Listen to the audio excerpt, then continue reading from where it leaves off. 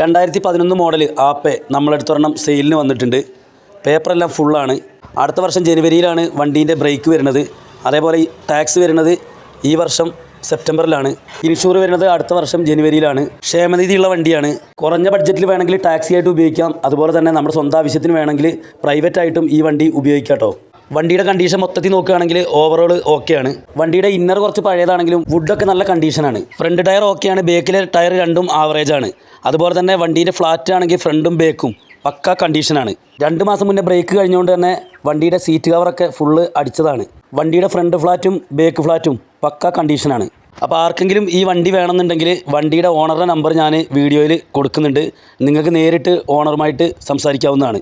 ഇതുപോലെയുള്ള വീഡിയോകൾ ലഭിക്കാനായിട്ട് നമ്മുടെ ചാനൽ നിങ്ങൾ ഫേസ്ബുക്കിലാണ് കാണണമെങ്കിൽ ഫോളോ ചെയ്യുക. അതുപോലെ തന്നെ യൂട്യൂബിലാണെങ്കിൽ നമ്മുടെ ചാനലൊന്ന് സബ്സ്ക്രൈബ് ചെയ്യുക. മറ്റുള്ളവർക്ക് വേണ്ടി ഒന്ന് ഷെയർ ചെയ്യുക.